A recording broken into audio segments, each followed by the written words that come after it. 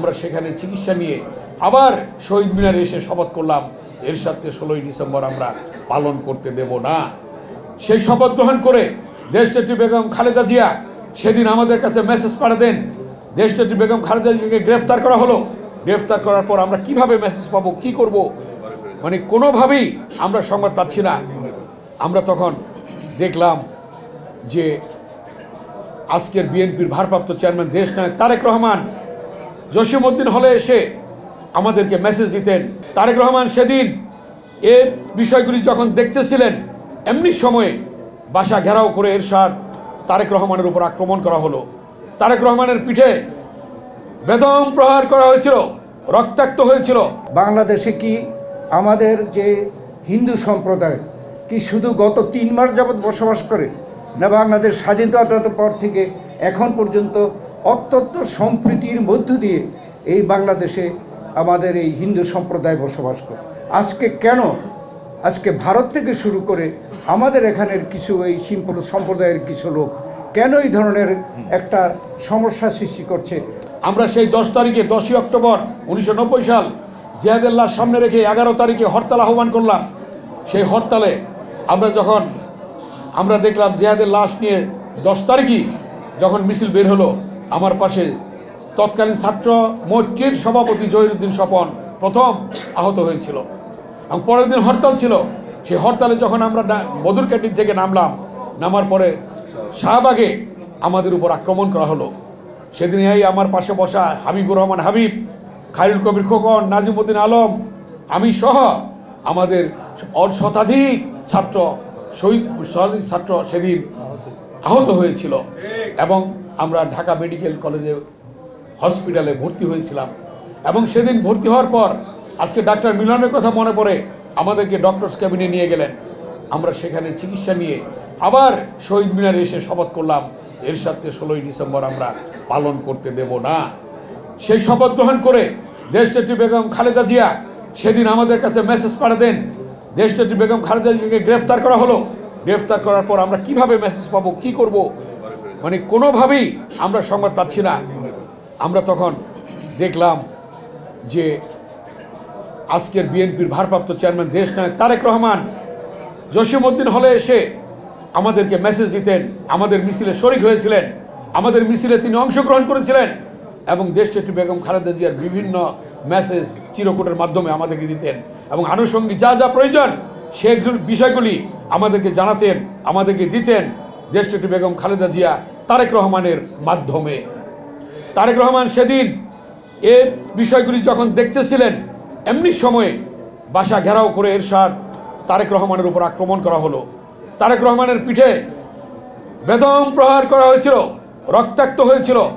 সেদিন আমরা প্রেস ক্লাবের সামনে বিএমের প্রেসিডেন্ট সভাপতি ছিলেন প্রফেসর মাজেদ, সেদিনকার সুপ্রিম কোর্ট বার অ্যাসোসিয়েশনের সভাপতি ছিলেন শামসুল হক চৌধুরী, সেদিন প্রেস ক্লাবের বিবিসির আতাউসামাদ, ভয়েস অফ আমেরিকার গিয়াস কামাল চৌধুরী সহ সাংবাদিক নেতৃবৃন্দ সহ সকল পেশাজীবী নিয়ে প্রেস ক্লাবে আমরা সমাবেশ করছিলাম।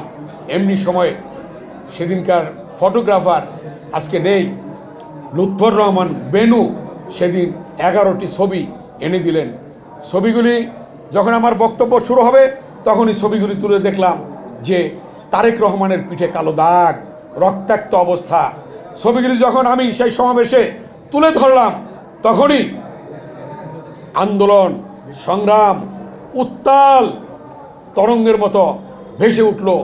সকলের মধ্যে জাগরণ সৃষ্টি হলো যে এই মুহূর্তে আমরা মিছিল বের করব। সেখান থেকে মিছিল বের হলো, আল্লাহ ভবন ঘেরাও হলো এবং সে আল্লাহ ভবনে আগুন ধরিয়ে দেওয়া হলো। সারা দেশ উত্তপ্ত হলো, আন্দোলন ছড়িয়ে পড়লো। সেদিন তারেক রহমানের উপর আক্রমণ করার কারণেই সেটা হয়েছিল এবং আক্রোশ ছিল এর সাথে যে বেগম খালেদা জিয়ার মেসেজগুলি যে পৌঁছে দিচ্ছে তার জন্যে এবং সে অংশগ্রহণ করছে তার জন্য তার উপর আক্রমণ করা হয়েছিল। তাই আজকে ভাইরা আমরা বলতে চাই সেই আন্দোলনে সেদিন দেশনেত্রী বেগম খালেদা জিয়ার নেতৃত্বেই সেদিন আমরা গণতন্ত্র উদ্ধার করেছিলাম। যে কথাটি বলেছে হাবিবুর রহমান হাবিব যে সেদিন গণতন্ত্র উদ্ধার হয়েছিল এবং এর পরবর্তীতে আবার গণতন্ত্রের গণতন্ত্রের গলা চিপে ধরেছিল এবং সেদিন গণতন্ত্র হরণ করেছিল, সেই শেখ হাসিনা ক্ষমতায় এসে আবার দীর্ঘ 16টি বছর তারেক রহমানের নেতৃত্বে আন্দোলন শুরু হলো। সেই আন্দোলনে আপনারা দেখেছেন, সে আমাদের ইলিয়াস আলী ছাত্রনেতা গুম হয়েছে, চৌধুরী আলম গুম হয়েছে, ছাত্রনেতা সুমন গুম হয়েছে, অনেক ছাত্র নেতৃবৃন্দ এবং যুবক স্বেচ্ছাসেবক বিভিন্ন সংগঠনের নেতৃবৃন্দ গুম হয়েছে, শহীদ হয়েছে, অনেকে শহীদ হয়েছে, অনেকে জেল খেটেছে, অনেকে মামলা খেয়েছে, কেউ ঘরে ঘুমাতে পারে নাই। এই দীর্ঘ 16 বছরের আন্দোলনের পরিসমাপ্তির কথা সুদূর প্রসারী চিন্তা করে বলেছিলেন তারেক রহমান, দেশ যাবে কোন পথে? ফয়সালা হবে রাজপথে। সেই ফয়সালাটা কিন্তু রাজপথে হয়েছিল তারেক রহমানের বক্তব্য অনুযায়ী, এবং সেই ফয়সালা হয়েছিল ছাত্র জনতার আন্দোলনের মধ্য দিয়ে এবং সকল রাজনৈতিক দলের নেতৃবৃন্দ যারা আন্দোলনে ছিল তাদের রাজপথে অংশগ্রহণের মধ্য দিয়ে, এবং হাজার হাজার ছাত্র জনতার শহীদের রক্তের বিনিময়ে আমরা আবার পেলাম গণতন্ত্র, পুনরুদ্ধার হলো। সেই গণতন্ত্র আজকে আমাদেরকে ধরে রাখতে হবে। আজকে অন্তর্বর্তীকালীন সরকারকে আমাদের সহযোগিতা করতে হবে। আজকে ষড়যন্ত্র শুরু হয়েছে, চক্রান্ত শুরু হয়েছে অন্তর্বর্তীকালীন সরকারের বিরুদ্ধে, দেশের বিরুদ্ধে, দেশের মানুষের বিরুদ্ধে, স্বাধীনতার বিরুদ্ধে, সার্বভৌমত্বের বিরুদ্ধে। আজকে দেখা যাচ্ছে ষড়যন্ত্র। এই ষড়যন্ত্রকে মোকাবেলার জন্যে ইতিমধ্যেই আজকে প্রধান যে উপদেষ্টা তিনি সকল রাজনৈতিক দলকে ডেকেছিলেন। সেদিন আমরা দেখলাম যে আমাদের দলের পক্ষ থেকে নেতৃবৃন্দ গিয়েছিলেন, সেদিন বক্তব্য রেখেছেন আজকের যিনি প্রধান অতিথি আমাদের বিএনপির সিনিয়র স্থায়ী কমিটির সদস্য সাবেক মন্ত্রী ডক্টর খন্দকার মোশাররফ হোসেন স্যার। অতএব যে জাতীয় ঐক্যের ডাক দিয়েছেন, এই জাতীয় ঐক্যের ডাক এসেছে, অথবা সকলকে ঐক্যবদ্ধভাবে এই ষড়যন্ত্র মোকাবেলা করতে হবে। এবং বিএনপির ভারপ্রাপ্ত চেয়ারম্যান দেশ নায়ক তারেক রহমান যে কথাটি বলেছেন যে 31 দফা, সেই 31 দফার মধ্যে আছে যে নির্বাচনের পরে বিএনপি ক্ষমতায় আসলে, আল্লাহ তাআলা ক্ষমতায় আনলে জাতীয় সরকার গঠন হবে। সেই জাতীয় সরকারের পথ আজকে সামনে এগিয়ে যাচ্ছে। নির্বাচন হবে, সেই নির্বাচনের মধ্য দিয়ে বিএনপি ক্ষমতায় আসলে জাতীয় সরকার গঠন হবে। এটাও দেশনায়ক তারেক রহমান বলেছেন 31 দফার মধ্যে। তারা পতিত একটি স্বৈরাচারী সরকার, তারা চেষ্টা করবে বাংলাদেশে একটা অশান্তি সৃষ্টির জন্য, আমাদের মধ্যে বিভেদ সৃষ্টি করার জন্য। সেই চেষ্টাগুলো যে করছে আপনারা নিজেরা সকলেই টের পাচ্ছেন। সেখানে আজকে আমাদের সকলের প্রয়োজন, জাতির প্রয়োজন যে এই সরকারকে, তারা যেহেতু অন্তর্বর্তীকালীন সরকার, এই সরকারের প্রধান বলেছে শেখ হাসিনা অন্যায়ভাবে ক্ষমতায় টিকে থাকার জন্য সরকারের যতগুলো প্রতিষ্ঠান আছে তারা ধ্বংস করে দিয়ে গেছে, এবং এই সরকারের যে প্রধান উপদেষ্টা বলেছেন সেই সকল ক্ষেত্রে সংস্কার করার তাদের ওয়াদা। তাই আমরা আশা করছি যত দ্রুত সম্ভব এই সকল ক্ষেত্রে সংস্কার করে, বিশেষ করে সবচাইতে গুরুত্বপূর্ণ এবং অগ্রাধিকার হওয়া উচিত নির্বাচনের ক্ষেত্রে, নির্বাচনের পদ্ধতির ক্ষেত্রে যথাসম্ভব দ্রুত সংস্কার সাধন করা এবং নির্বাচনের একটি রোডম্যাপ দেওয়া। এটা আমরা আগেও বলেছি, সেই দিন আমাদের প্রধান উপদেষ্টা আহ্বান করেছিল, সেই দিনও আমরা এটা বড় ভালোভাবে উপস্থাপন করেছি যে আজকে যে সকল ছোটোখাটো সমস্যা নিয়ে আজকে আমরা দেখছি নানা রকমের ষড়যন্ত্র হচ্ছে। আজকে এই দেশে বাংলাদেশে কি আমাদের যে হিন্দু সম্প্রদায় কি শুধু গত 3 মাস যাবৎ বসবাস করে, না বাংলাদেশ স্বাধীনতার পর থেকে এখন পর্যন্ত অত্যন্ত সম্প্রীতির মধ্য দিয়ে এই বাংলাদেশে আমাদের এই হিন্দু সম্প্রদায় বসবাস করে? আজকে কেন আজকে ভারত থেকে শুরু করে আমাদের এখানের কিছু এই সিম্পল সম্প্রদায়ের কিছু লোক কেন এই ধরনের একটা সমস্যা সৃষ্টি করছে, সারা বিশ্বে বাংলাদেশের বদনাম করছে, আমাদের মানহানি করছে? একটাই উদ্দেশ্য, এখানে একটি বিশৃঙ্খলা সৃষ্টি করা। এই সরকারকে যাতে করে ব্যর্থ হয় সেই জন্য যত রকমের চেষ্টা তারা করবে। আর আমরা যারা এই দেশের জাতীয়তাবাদী, গণতান্ত্রিক, দেশাত্মবোধে বিশ্বাসী, আমরা যারা স্বাধীনতা সার্বভৌমত্বে বিশ্বাস করি, গণতন্ত্রে বিশ্বাস করি, আমরা নিজের পায়ে দাঁড়িয়ে উন্নতির দিকে আমরা আশা করি, তাদেরকে আজকে ঐক্যবদ্ধ হতে হবে। আমরা এই ঐক্যের জন্য এর আগেও আহ্বান জানিয়েছি, বর্তমান সরকারের প্রধান উপদেষ্টাও আহ্বান জানিয়েছে। আমরা তাদেরকে সমর্থন দিয়ে এসেছি যে আজকে আমাদেরকে সকলকে ঐক্যবদ্ধ হতে হবে, সকল ধর্ম বর্ণ নির্বিশেষে। আমাদের নেতা শহীদ প্রেসিডেন্ট জিয়াউর রহমান এই সমস্যার সমাধান দিয়ে গেছেন। আমাদের এখানে হিন্দু, মুসলমান, বৌদ্ধ, খ্রিস্টান বলতে কিছু নেই। আমাদের আছে এদেশের নাগরিকের পরিচয় বাংলাদেশি, অতএব সকলে বাংলাদেশি।